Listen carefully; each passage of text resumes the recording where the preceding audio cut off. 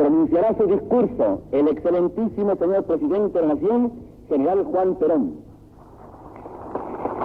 El primer magistrado de la Argentina expondrá sobre los fundamentos filosóficos que informan la doctrina e ideario peronistas en sus aspectos vitales de reafirmación política, transformación económica y evolución social de la República Argentina y de su posición frente a los destinos del hombre y de la humanidad.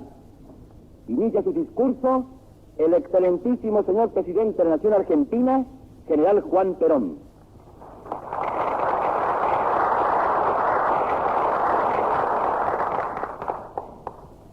Señores congresales, excelentísimo señor vicepresidente de la Nación, señores ministros nacionales y provinciales, autoridades nacionales y provinciales, señoras, señores. Deseo, señores congresales, que al pisar esta tierra os hayáis sentido un poco argentinos y con ellos nos habréis hecho un gran honor brindándonos una inmensa satisfacción. Para el corazón argentino, en nuestra tierra nadie es extranjero, si viene animado del deseo de sentirse hermano nuestro. Ese corazón y esa hermandad es lo que os ofrecemos como más sincero y como más precioso. Que os sintáis en vuestra casa será nuestro orgullo. En ella nadie os preguntará quién sois y os ofrecerá con el pan y la sal de la amistad esta heredad de nuestros mayores que queremos honrar como la honraron ellos.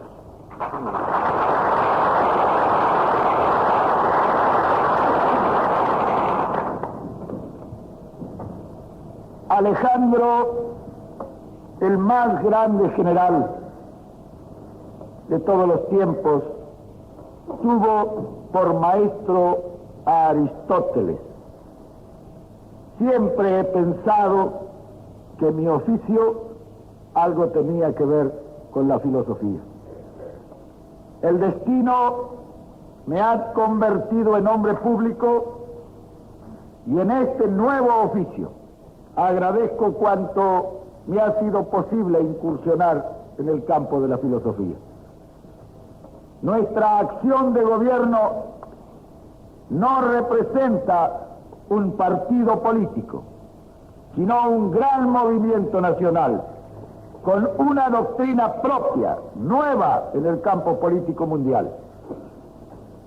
He querido entonces ofrecer a los señores congresales que nos honran con su visita una idea sintética de base filosófica sobre lo que representa sociológicamente nuestra tercera posición.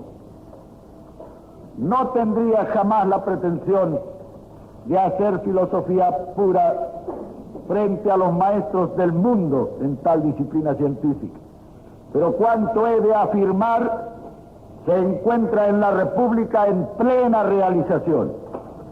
La dificultad del hombre del Estado responsable consiste precisamente en que está obligado a realizar cuanto afirma. Por eso, señores, en mi disertación no ataco a otros sistemas, señalo solamente opiniones propias, hoy compartidas por una inmensa mayoría de nuestro pueblo e incorporadas a la Constitución Nacional de la Nación Argentina.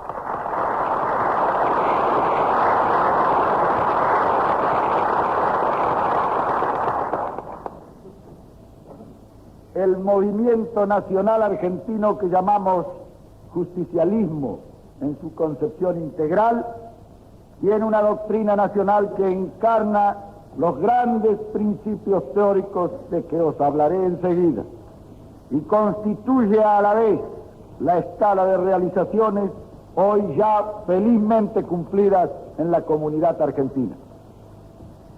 He querido exponer personalmente ante los señores congresales tales concepciones en la seguridad de que lo interpreten como un esfuerzo personal en contribución a este Congreso y el deseo de expresar personalmente también a nuestros gratos huéspedes toda nuestra consideración y todo nuestro afecto.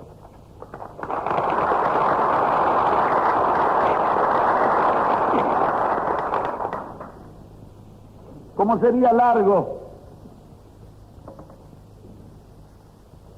exponer aquí una serie de asuntos, por otra parte, harto conocidos por los señores que me escuchan, yo solo limitaré esta exposición a las conclusiones que en el orden estatal tienen los estudios que preceden a cuanto expondré. Comenzando así por el primer capítulo, para contestar al interrogante de los tiempos presentes. La felicidad que el hombre anhela pertenecerá al reino de lo material o logrará las aspiraciones anímicas del hombre el camino de perfección. ¿De qué importa activar la génesis de un pensamiento susceptible de contemplar la futura evolución humana? Da pruebas el sentido de la vida actual. Existe una laboriosa tarea en pleno desarrollo, encaminada a modificar sustancialmente las condiciones de vida en pro de la felicidad general. Es importante saber si esta felicidad pertenece al reino de lo material, o si cabe pensar que se trata de realizar las aspiraciones anímicas del hombre y el camino de perfección por el cuerpo social. Pero cuando volvemos a preguntarnos si la dirección de ese pensamiento ha de ser ejercida en un sentido horizontal, o si cabrá imprimirle al mismo tiempo verticabilidad, debemos antes examinar, siquiera en busca de indicios, el panorama que se ofrece a nuestros ojos. Advertimos enseguida un síntoma infante en el campo universal. Voces de alerta señalan con frecuencia el peligro de que el progreso técnico no haya seguido por un proporcional adelanto en la educación de los pueblos. La complejidad del avance técnico requiere pupilas sensibles y recio temperamento. Si tomamos como símbolo de la vida moderna el rascacielos o el transatlántico, deberemos enseguida prefigurarnos la estatura espiritual del ser que ha de morar o viajar en ellos. Ante esta cuestión no caben retóricas de fuga, porque lo que en ella se ventila es ni más ni menos la escala de magnitudes con arreglo a la cual debe el hombre rectificar adecuadamente su propia proporción ante el bullicio creciente de los circundantes. La vida que se acumula en las grandes ciudades nos ofrece con desoladora frecuencia el espectáculo de ese peligro al que unos cerebros despiertos han dado el terrorífico nombre de insectificación. Es cierto que lo físico no mengua ni aumenta la proporción íntima, porque esta consiste justamente en la estimación de sí mismo que el hombre posee. Pero puede suceder que en ausencia de categorías morales acontezca en su ánimo una progresiva pérdida de confianza y un progreso paulatino del sentimiento de inferioridad ante el gigante exterior. Frente a un complejo semejante, que en último término es un problema de cultura y de espíritu, son contados los medios de autodefensa. La civilización tiende a complicarse y no parece que por el camino del exterior pueda resolverse esta incógnita íntima. El materialismo intransigente contaba sin duda con el signo mecánico e implacable del progreso, sospechando que privado de su sombra cósmica el hombre acabaría por sentirse minúsculo y víctima de la monstruosa trepidación vital. Seguro de ello, proveyó a su individuo de un sustituto de la proporción espiritual, el resentimiento.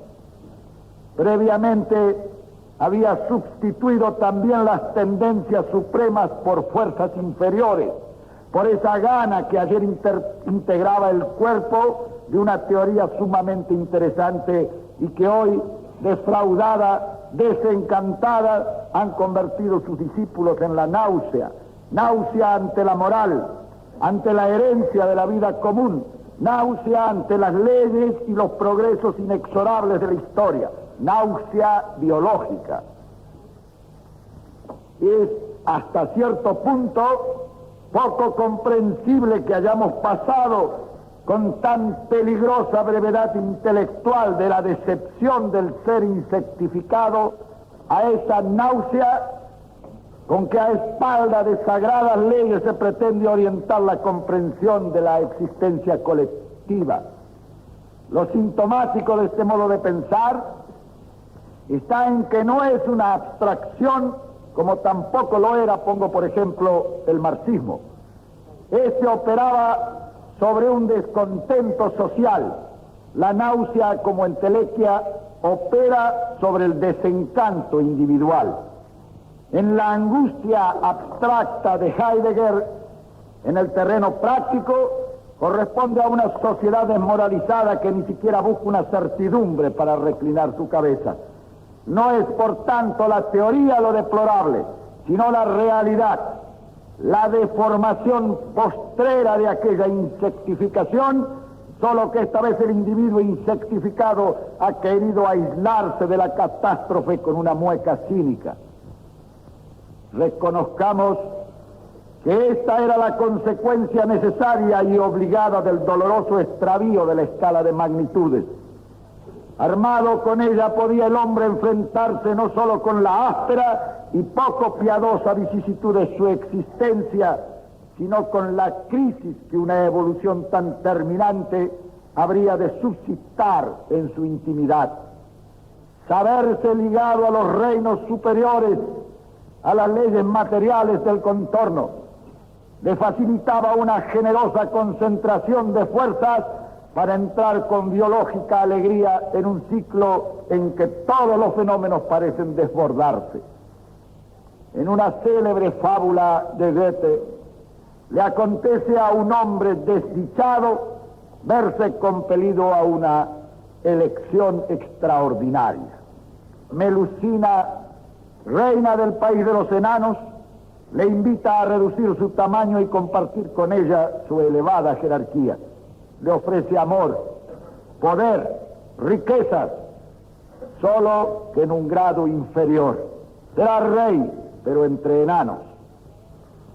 Trasladado al país donde las briznas de hierba son árboles gigantescos, este hombre, el más mísero de los mortales, añora su forma anterior. Y la añora, suponemos, porque su escala de magnitudes le advierte que en la prosperidad o en el infortunio anterior era inimitable. En el hecho complejo del existir el hombre es sin más una entidad superior. Puede ser igualmente trasladada a otros paisajes y preferentemente a esos donde la desintegración y la heterogeneidad de la vida moderna han reducido principios absolutos e ideales en provecho del esplendor material. Se ha producido el milagro de la fábula, pero a la inversa. Al hombre no le ha sido dado elegir con arreglo a su proporción, y aquel que no poseía un grado de fe en sus valores espirituales sustituyó la altiva reacción por la resignación o por el descontento, la difuminación gradual de las perspectivas que padece quien no posee una conciencia justa de su jerarquía, la insectificación. Pero semejante desviación no es consecuencia del auge de los ideales colectivos. Que el individuo acepte pacíficamente su eliminación como un sacrificio en aras de la comunidad no redunda en beneficio de ésta. Una suma de cero es cero siempre. Una jerarquización estructurada sobre la abdicación personal es productiva solo para aquellas formas de vida en que se producen asociados el materialismo más intolerante, la deificación del Estado mito o una secreta e inconfesada vocación al despotismo. Lo que caracteriza a las comunidades sanas y vigorosas es el grado de sus individualidades y el sentido con que se disponen a engendrar en lo colectivo. A este sentido de comunidad se llega desde abajo, no desde arriba. Se alcanza por el equilibrio, no por la imposición.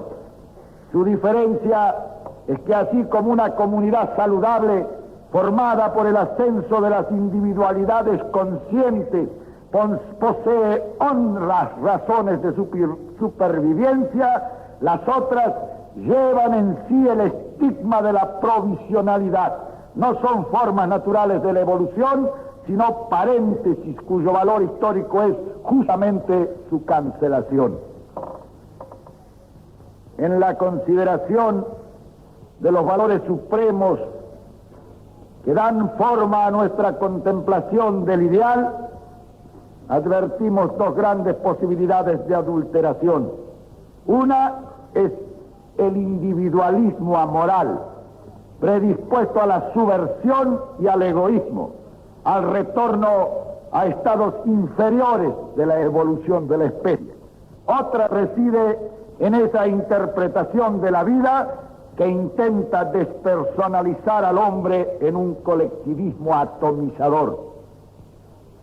En realidad operan las dos un escamoteo. Los factores negativos de la primera han sido derivados en la segunda a una organización superior. El desdén aparatoso ante la razón ajena, la intolerancia, han pasado solamente de unas manos a otras.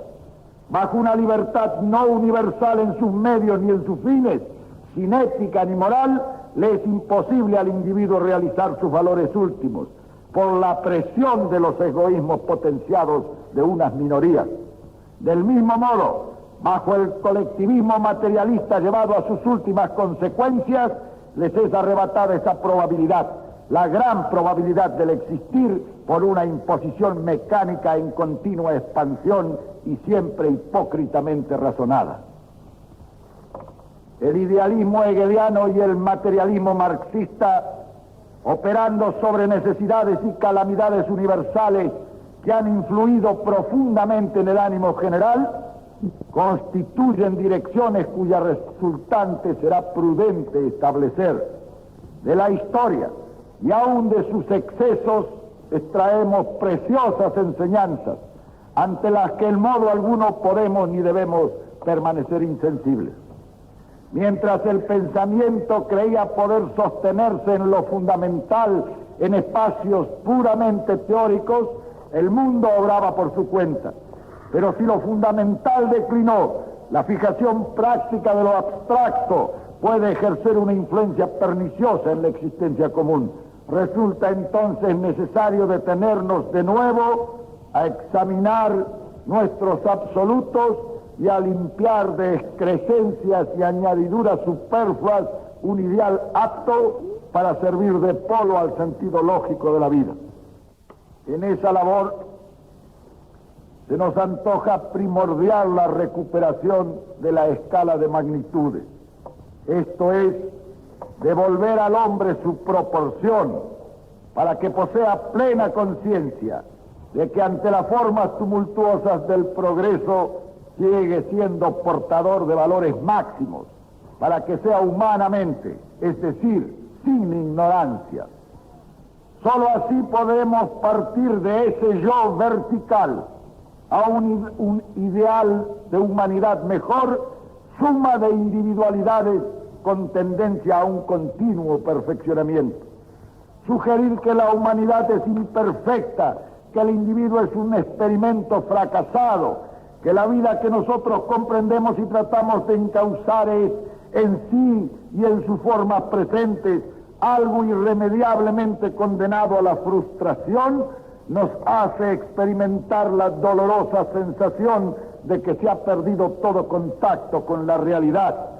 Lo mismo tememos cuando se fía a la abdicación de las individualidades en poderes extremos, una imposible realización social.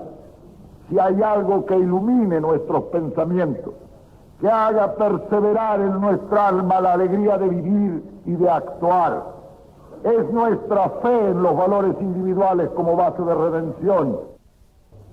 Y si ha llegado a situar al hombre en actitud de defenderse de la cosa, puede hacerse de ello polémica simple. Pero es conveniente repetir que no han sido teorías fundadas en sugestiones, sino un parcial relajamiento biológico. Del desastre brota el heroísmo, pero brota también la desesperación, cuando se han perdido dos cosas, la finalidad y la norma. Lo que produce la náusea es el desencanto, y lo que puede devolver al hombre la actitud combativa es la fe en su misión, en lo individual, en lo familiar y en lo colectivo. Ahora bien, va anexo al sentido de la norma el sentido de la cultura. Nuestra norma, la que tratamos de insinuar aquí, no es un cuadro de imposiciones jurídicas, sino una visión individual de la perfección propia, de la propia vida ideal. En ese aspecto no cabe duda de que su eficacia depende enormemente de nuestra comprensión del mundo circundante como de nuestra aceptación de las obligaciones propias. El solo intento de trazar un cuadro comparativo entre las posibilidades culturales de la antigüedad y las actuales resultaría descabellado. El progreso, el incremento de relaciones, la complejidad de costumbres han ampliado el paisaje en términos indescriptibles. Es lógico pensar, por consiguiente, que la dilatación del panorama haya redundado en limitación proporcional de la conciencia de situación. Cuando en nuestro tiempo se plantean cuestiones de moral y de ética, ¿acaso las más sustantivas e inaplazables que debemos formularnos hoy no ignora que en la confusión de muchos valores desempeña un activo papel el signo vertiginoso del progreso? La evolución humana se ha caracterizado, entre otras cosas, por lanzar al hombre fuera de sí para proveerle previamente, pero sin proveerle previamente una conciencia plena de sí mismo. A ese estar fuera de sí puede atender mediante leyes la comunidad organizada políticamente, y tendremos entonces un aspecto de la norma ética. Pero para su reino interior, para el gobierno de su personalidad, no existe otra norma que aquella que se puede alcanzar por el conocimiento, por la educación, que afirma en nosotros una actitud conforme a moral. De que esta norma llegue a constituir un sistema ordenado de límites e inducciones depende absolutamente el porvenir de la sociedad. Ni siquiera nos es posible comprender ese porvenir como suma de libertad y de seguridad si no podemos prefigurar en ella la existencia de normas. Y no somos de los que pensamos que es preferible resolver quirúrgicamente el problema encomendando la libertad irresponsable al imperio vigilante de la ley. Las colectividades que hoy deseen presentir el futuro, en las que la autodeterminación y la plena conciencia de ser y de existir integran una vocación de progreso, precisan como requisito sustancial el hallazgo de ese camino, de esa teoría que iluminen ante las pupilas humanas los parajes oscuros de su geografía. Así como en el examen que nos está permitido aparece la voluntad transfigurada en su posibilidad de libertad, aparece el nosotros en su ordinación suprema, la comunidad organizada. El pensamiento puesto al servicio de la verdad esparce una radiante luz, de la que en un manantial beben las disciplinas de carácter práctico. Pero por otra parte, nos es imposible comprender los motivos fundamentales de la evolución filosófica prescindiendo de sus circunstancias. Desde Platón a Hegel, la civilización ha consumado su azarosa marcha por todos los caminos. Las circunstancias han variado sin tregua, y en ciertos dilatados plazos se diría que volvían y vuelven a producirse con desconcertante semejanza. La sustitución de las viejas formas de vida por otras nuevas son factores sustanciales de las mutaciones, pero debemos preguntarnos si en el fondo la tendencia, el objetivo último no seguirán siendo los mismos, al menos en aquello que constituye nuestro objeto necesario, el hombre y su verdad.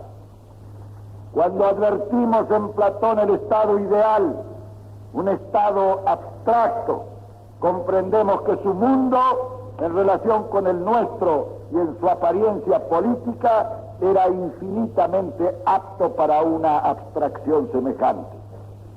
Las ideas puras y los absolutos podían fijarse en el panorama, aprehender y configurar cuando menos en su eficacia intelectual. Podía crearse un mundo en que valores ideales y representaciones prácticas eran susceptibles de producirse con cierta familiaridad. Platón afirmaba: el bien es orden, armonía, proporción, y aquí que la virtud suprema sea la justicia. En tal virtud advertimos la primera norma de la antigüedad convertida en disciplina política. Sócrates había tratado de definir al hombre, en quien Aristóteles subrayaría una terminante vocación política, es decir, según el lenguaje de entonces, un sentido de orden en la vida común. La idea platoniana de que el hombre y la colectividad a que pertenece se hallan en una integración recíproca irresistible se nos antoja fundamental. La ciudad griega, llevada en sus esencias al imperio por Roma, contenía en fenómenos de larvación todos los caminos evolutivos. Cuando los hechos se producían en fases simples y en estadios relativamente reducidos, era factible representarse la sociedad política como un cuerpo humano, regido por las leyes inalterables de la armonía. Corazón, aparato digestivo, músculos, voluntad, cerebro, son en el símil de Platón órganos felizmente trasladados por sus funciones y sus fines a la biología colectiva. Un estado de justicia en donde cada clase ejercite sus funciones en ejercicio del todo, se aplique a su virtud especial, sea educada de conformidad con su destino y sirva a la armonía del todo. El todo, con una proporción central de justicia, con una ley de armonía, la del cuerpo humano, predominando sobre las singularidades, aparecen en el horizonte político heleno, que es también el primer horizonte político de nuestra civilización.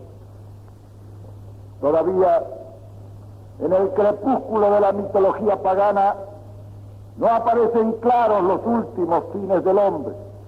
Se le concibe adscrito a la ciudad. Más interesante quizá que su persona es la virtud abstracta que es susceptible de representar. No existe, por cierto, un ideal de humanidad, aún para la clara visión de los filósofos. El Cefiso y el Eurotas no son únicamente límites geográficos y militares, sino también intelectuales.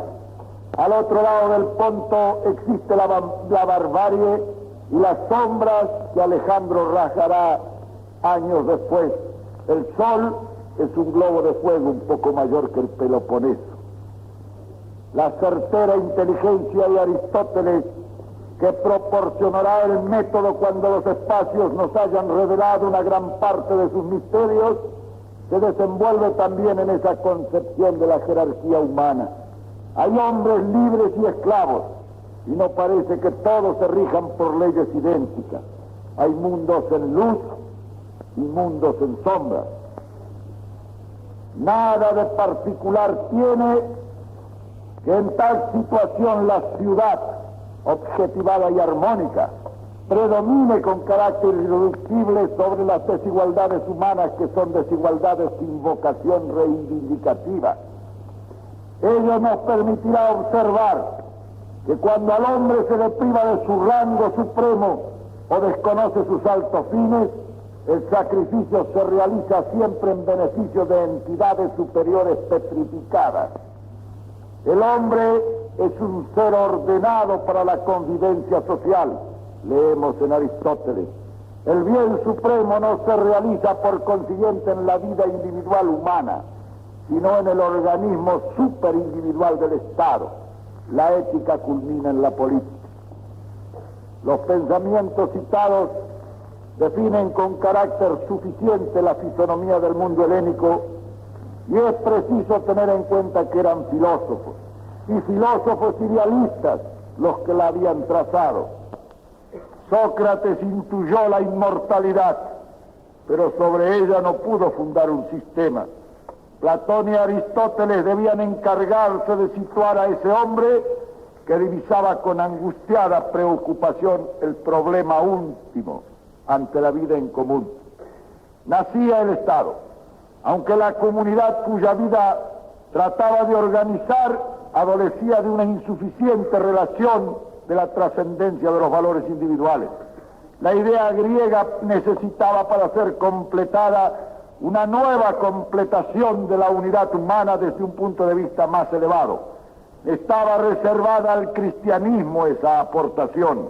El Estado griego alcanzó en Roma su cúspide, la ciudad hecha imperio, convertida en mundo, transfigurada en forma de civilización, pudo cumplir históricamente todas las premisas filosóficas.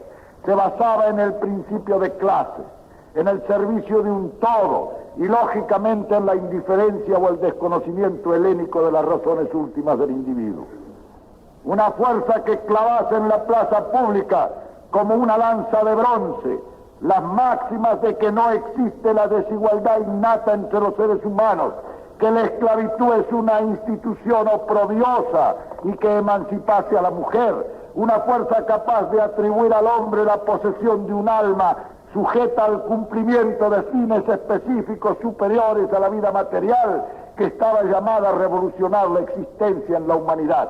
El cristianismo, que constituyó la primera gran revolución, la primera liberación humana, podrá rectificar felizmente las concepciones griegas, pero esa rectificación se parecía mejor a una aportación. Enriqueció la personalidad del hombre e hizo de la libertad teórica y limitada hasta entonces una posibilidad universal. En evolución ordenada el pensamiento cristiano, que perfeccionó la visión genial de los griegos, podría más tarde apoyar sus empresas filosóficas en el método de estos y aceptar como propias muchas de sus disciplinas. Lo que le faltó a Grecia para la definición perfecta de la humanidad y del Estado fue precisamente lo aportado por el cristianismo. Su hombre vertical, eterno, imagen de Dios. De él se pasa ya a la familia, al hogar. Su unidad se convierte en plasma que a través de los municipios integrará los estados y sobre la que descansarán las modernas colectividades. Roma no era la Grecia cerrada, atenta solo al fenómeno exterior de la barbarie persa. Ha integrado en su existencia la de otros pueblos de costumbres, pensamientos y creencias distintas. Las necesidades de su comunidad no fueron muy superiores también.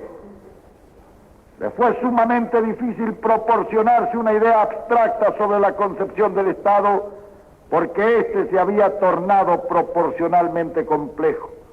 Su historia es un continuo proceso de crecimiento y asimilación que cuando alcanza la cúspide se irrumpe por la violencia. Lega al mundo sus instituciones, su gloria, su civilización. Antes del ocaso añade a esta herencia colosal la conformidad de la dignidad humana.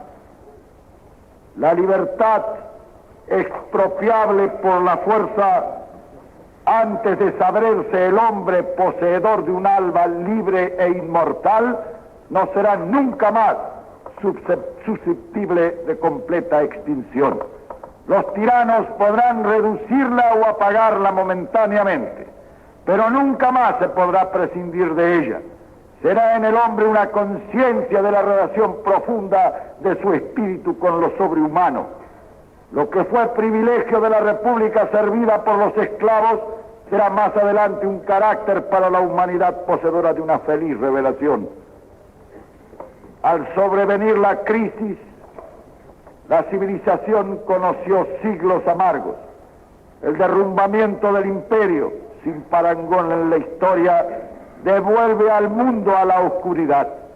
Pero esta habría sido espantosa si el crepúsculo rumano no hubiese prendido en la noche siguiente la llamarada inextinguible de aquella revelación, lo que permitirá que el hilo de oro del pensamiento continúe a través del abismo y de las hogueras y sangres.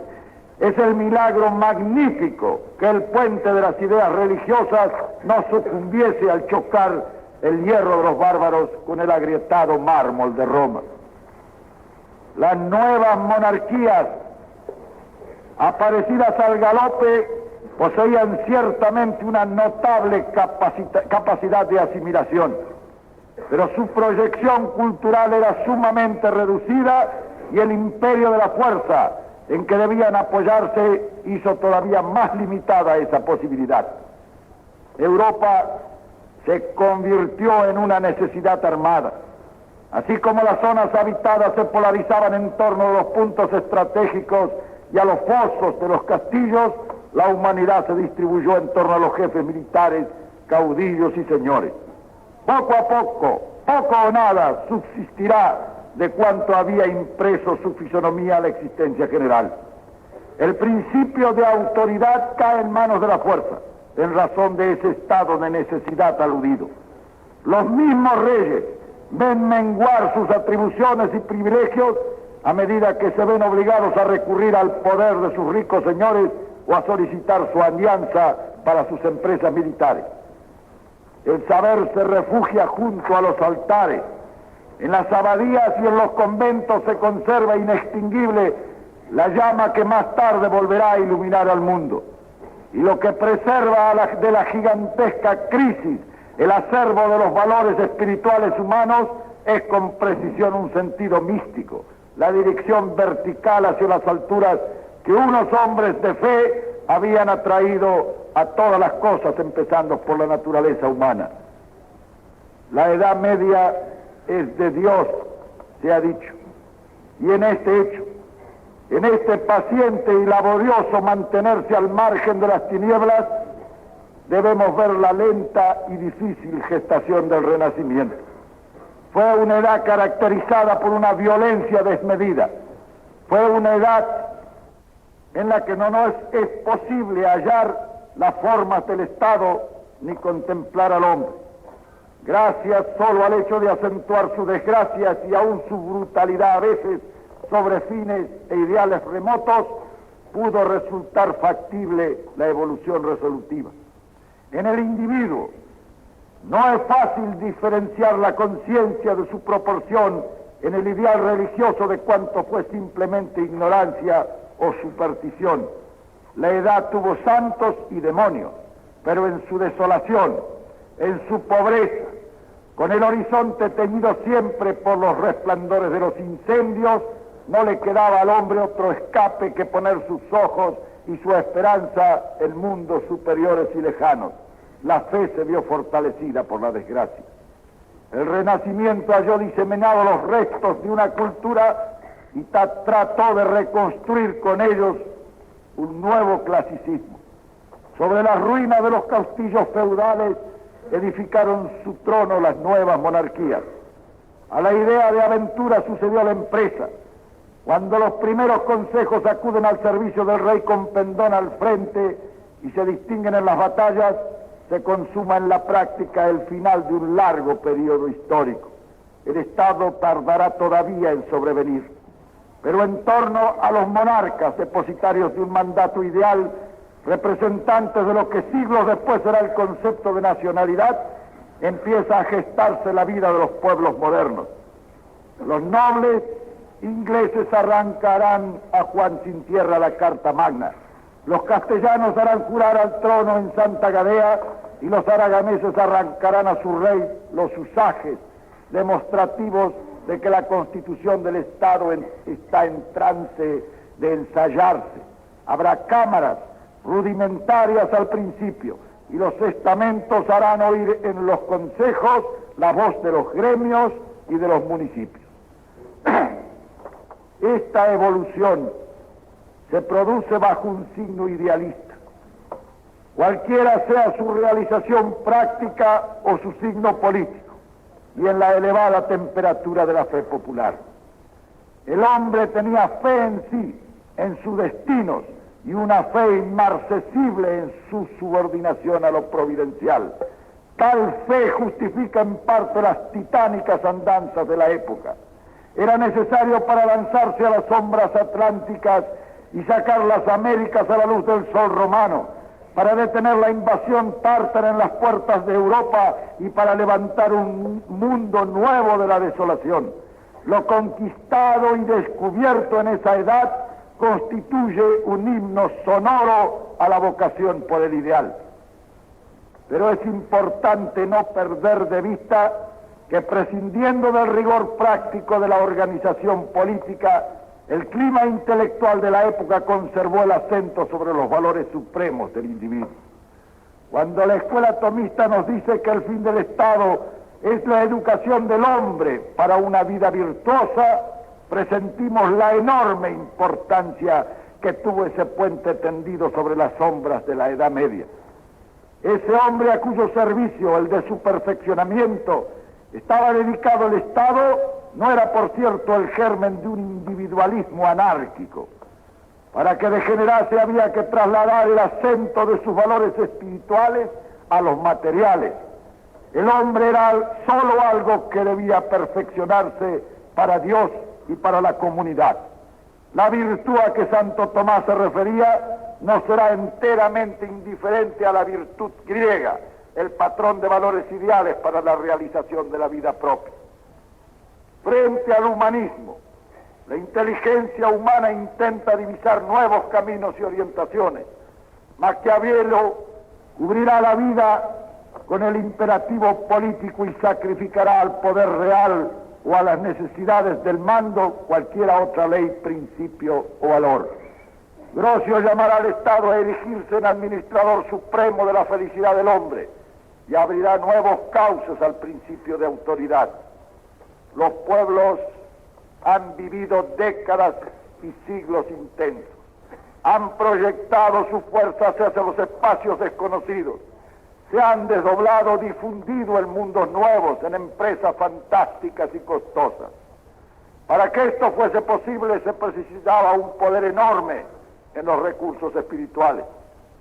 El apogeo de los absolutos iba a despertar como consecuencia necesaria el desprecio a los absolutos. La intensa espiritualidad de la obra gestada, por reacción, el desencanto y el materialismo que iban a producirse después. En la evolución, por primera vez acaso, se derivaría de un extremo a otro, de un polo al opuesto, y el objetivo a suprimir era inevitablemente la temperatura ideal. Hobbes predica el absolutismo del Estado en la corriente armada de la época, pero predica ya un hombre desalentado. La unidad social no parece imaginada por él como el indestructible depósito de valores, sino como víctima.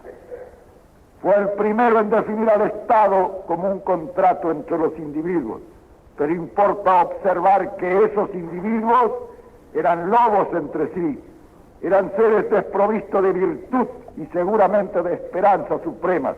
La larga cabalgata les había rendido. En la crisis de las monarquías absolutas vierte su mordacidad el genio de Voltaire. Ciertamente no necesitaba ya la sociedad su corrosivo para fragmentarse bajo el trono.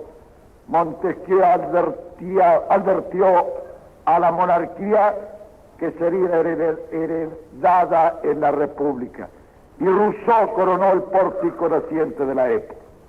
se caracterizó por el cambio radical del acento, acentuó sobre lo material, y esto se produjo indistintamente, lo mismo si el sujeto del pensamiento era el individuo, en cuyo caso se insinuaba la democracia liberal, que si era la comunidad, en cuyo caso se avistaba el marxismo.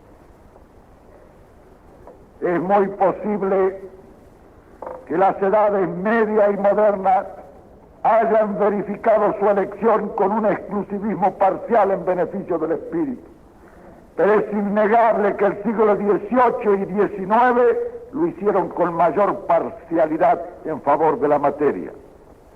El estado de la cultura en esos siglos pudo prever las consecuencias, pero debemos estimar necesario en toda evolución lo mismo lo que nos parece dudoso que lo acertado. Rousseau cree en el individuo, hace de él una capacidad de virtud, lo integra en una comunidad y suma su poder en el poder de todos por organizar por voluntad general la existencia de las naciones. Pero Kant, para Kant, lo vital en lo político era el principio de libertad como hombre, de dependencia como súbditos y de igualdad como ciudadanos. Rousseau llamará pueblo al conjunto de hombres que mediante la conciencia de su condición de ciudadanos y mediante las obligaciones derivadas de esta conciencia y provisto de las virtudes del verdadero ciudadano, acepten congregarse en una comunidad para cumplir sus fines. La Revolución Francesa fue un estruendoso prólogo al libro entonces en blanco de la evolución contemporánea. Hallamos en Rousseau una evocación constructiva de la comunidad y la identificación del individuo en su seno como base de una nueva estructuración democrática. Esta concepción servirá de punto de partida para la interpretación práctica de los ideales de las nuevas democracias. Pero resulta hasta cierto punto conveniente examinar si en la concepción originaria no se produjo por la dinámica misma de la reacción la supresión necesaria de toda escala de valores. Podemos preguntarnos, por ejemplo, si fue decididamente imprescindible para derribar el poder absoluto a la voluntad del ciudadano cegar antes en este toda posibilidad espiritual. En segundo lugar, es preciso tener en cuenta el largo paréntesis que el imperio abrió entre el prólogo y la continuación del libro de la evolución política. No tratarán de fijar sus absolutos en la jerarquía del hombre, en sus valores ni en sus posibilidades de virtud. Lo fijarán en el Estado o en organizaciones de un característico materialismo. Todavía Fichte crea un amplio espacio donde el individuo subordinado al todo social puede realizarse. Hegel convertirá en Dios al Estado. La vida ideal y el mundo espiritual que halló abandonado los recogió para sacrificarlos a la providencia estatal, convertido en una serie de absolutos. De esta concepción filosófica derivará la traslación posterior. El materialismo conducirá al marxismo y el idealismo, que ya no se acentúa sobre el hombre, será en los sucesores y en los intérpretes de Hegel la deificación del estado ideal, con su consecuencia necesaria, la insectificación del individuo. El individuo está sometido en estos a un destino histórico a través del estado al que pertenece. Los marxistas los convertirán a su vez en una pieza, sin paisajes ni techo celeste, de una comunidad tiranizada donde todo ha desaparecido bajo la mampostería. Lo que en ambas formas se hace patente es la anulación del hombre como tal, su desaparición progresiva frente al aparato externo del progreso, el estado fáustico o la comunidad mecanizada.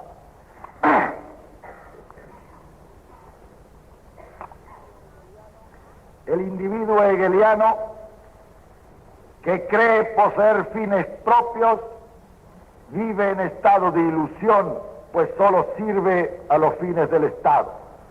En los seguidores de Marx esos fines son más oscuros todavía, pues solo se vive para una esencia privilegiada de la comunidad, y no en ella ni con ella.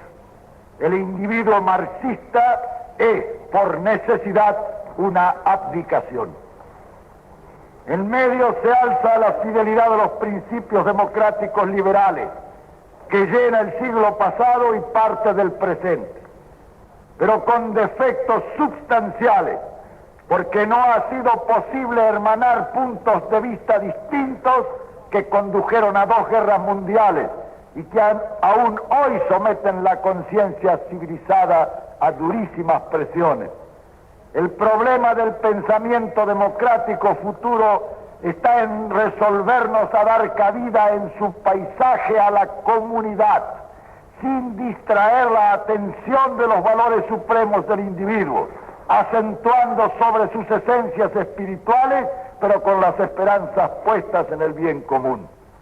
En lo político, parte muy importante de tal crisis de las ideas democráticas se debe al tiempo de su aparición.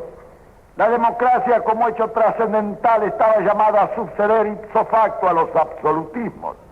Sin embargo, sufrió un largo compás de espera impuesto por la persistencia de las monarquías templadas y repúblicas estacionarias, que para subsistir creyeron necesario aplicar en leves dosis principios propios de la democracia pura, preferentemente aquellos que podían ser adaptados sin peligro. Tal operación dulcificó la evolución, pero sustrajo partes muy importantes de personalidad al nuevo orden de ideas, que a su advenimiento pleno halló frente a colosales enemigos muy disminuida su novedad. Sucedió así que los pueblos que pudieron establecerla en su momento han alcanzado con ella los mismos caminos de perfección necesaria, y los que no lo consiguieron han optado por el empleo de sustitutos, los extremismos, con tal de hacer efectivo por cualquier vía el carácter trascendental.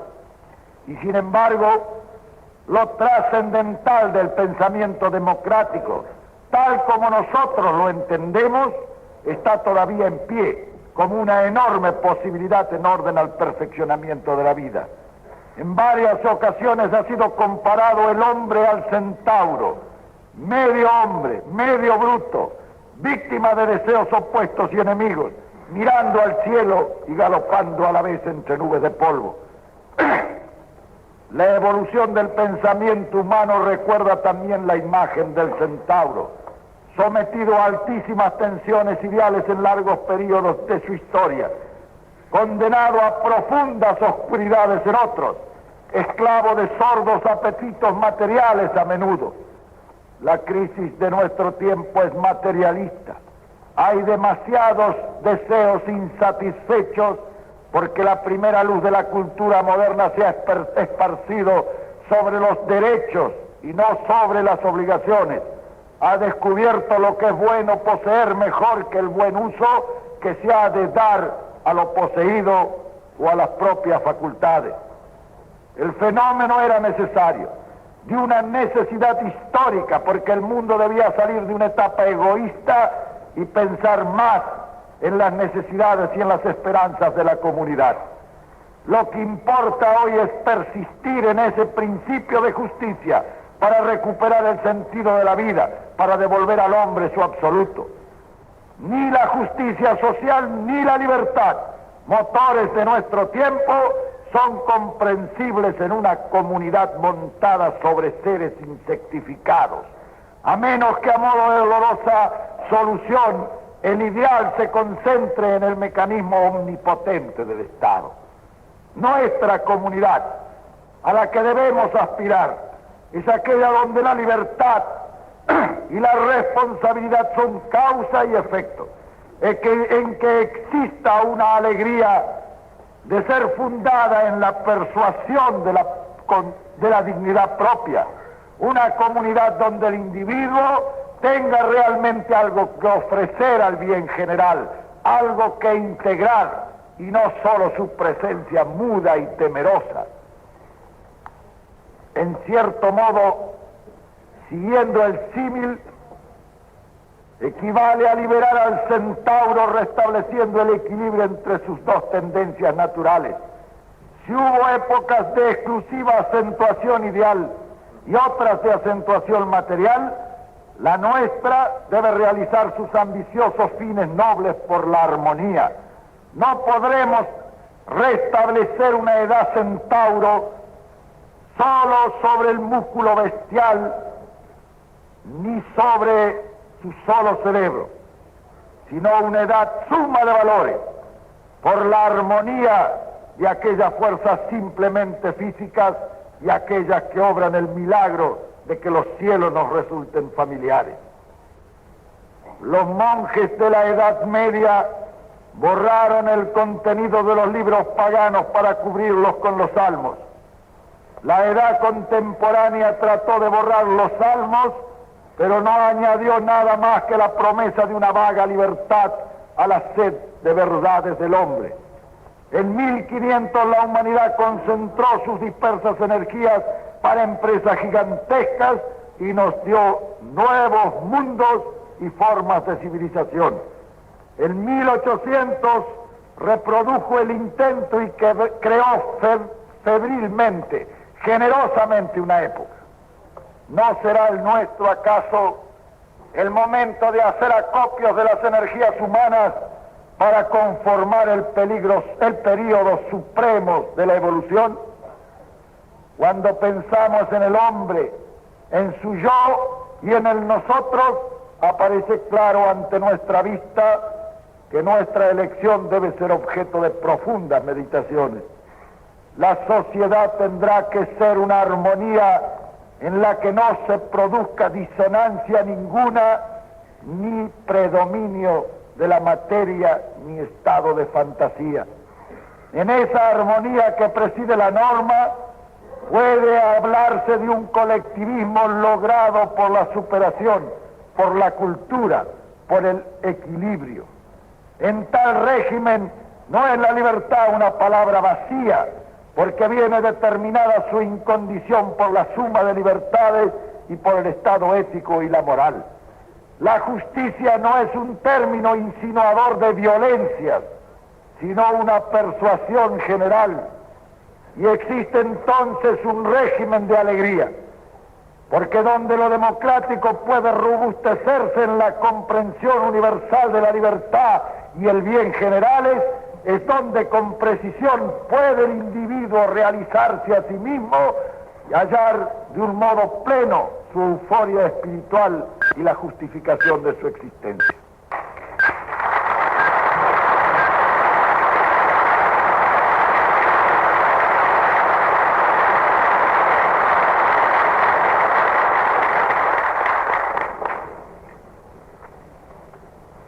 Para el mundo existe todavía y existirá mientras al hombre le sea dado elegir la posibilidad de alcanzar lo que la filosofía hindú llama la mansión de la paz.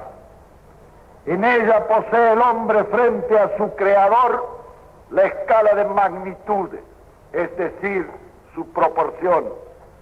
Desde esa mansión es factible realizar el mundo de la cultura, el camino de perfección.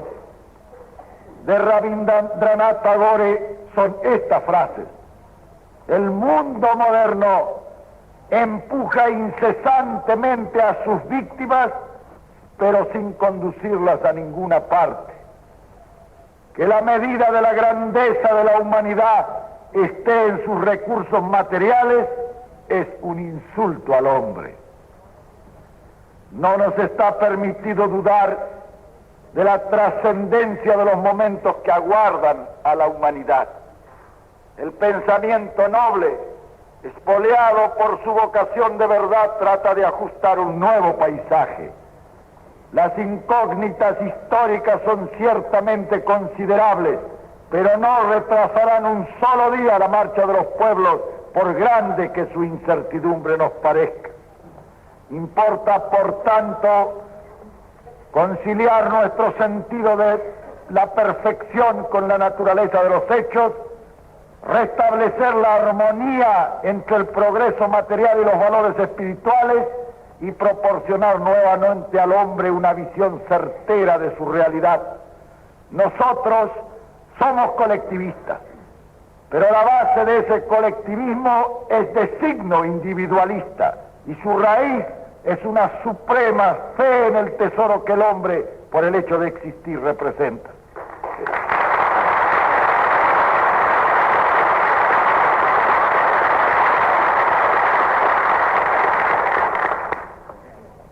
En esta fase de la evolución, lo colectivo, el nosotros, está cegando en sus fuentes al individualismo egoísta. Es justo que tratemos de resolver si ha de acentuarse la vida de la comunidad sobre la materia solamente, o si será prudente que impere la libertad del individuo solo, ciega para los intereses y las necesidades comunes, provista de una irrefrenable ambición material también. No creemos que ninguna de esas formas posea condiciones de redención. Están ausentes de ellas el milagro del amor, el estímulo de la esperanza y la perfección de la justicia. Son atentatorios por igual el desmedido derecho de uno o la masiva impersonalidad de todos a la razonable y elevada idea del hombre y de la humanidad. En los cataclismos, la pupila del hombre ha vuelto a ver a Dios y de reflejo ha vuelto a divisarse a sí mismo. No debemos predicar y realizar un evangelio de justicia y de progreso. Es preciso que fundemos su verificación en la superación individual como premisa de la superación colectiva.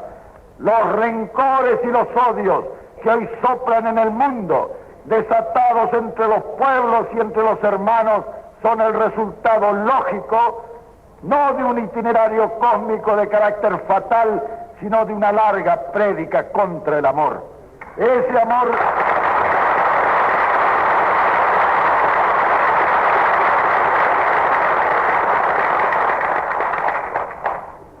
amor que procede del conocimiento de sí mismo e inmediatamente de la comprensión y la aceptación de los motivos ajenos.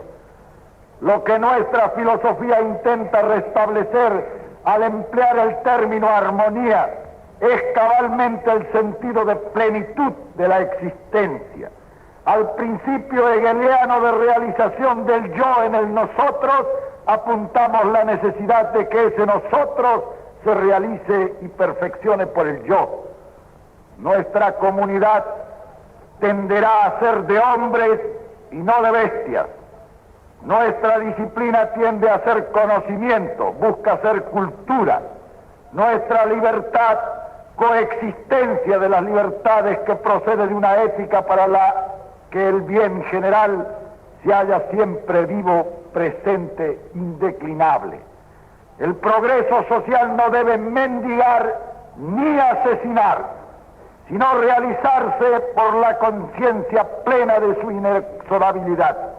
La náusea está desterrada de este mundo, que podrá parecer ideal, pero que es en nosotros un convencimiento de cosa realizable.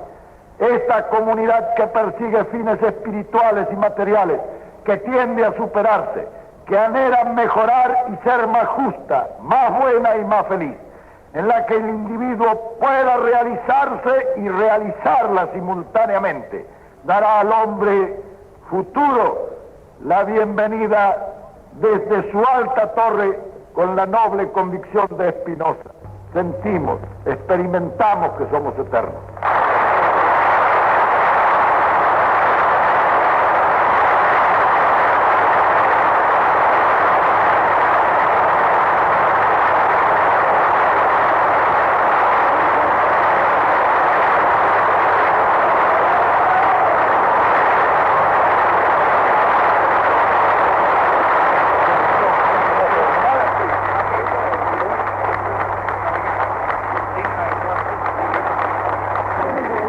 Escuchado la palabra del excelentísimo señor presidente de la Nación Argentina, general Juan Perón.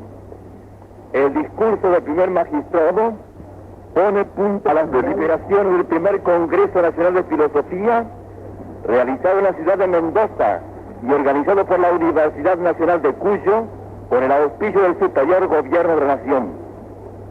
El jefe de Estado, acompañado por señora esposa doña María Eva Duarte de Perón, los integrantes de la comitiva oficial, de su excelencia el señor gobernador de la provincia de Mendoza y demás autoridades nacionales y provinciales, se dirigirá hacia el palco ubicado en el centro de la Plaza Independencia para recibir el saludo del pueblo de Mendoza y juramento de fidelidad a la patria y a la Constitución Nacional. Ha finalizado esta transmisión, realizada directamente desde la sala del Teatro Independencia en la ciudad de Mendoza, por LRA y LRA1 Radio del Estado, Buenos Aires, República Argentina, juntamente con todas las estaciones que integran la red argentina de radiodifusión. Las emisoras proseguirán con sus respectivos programas.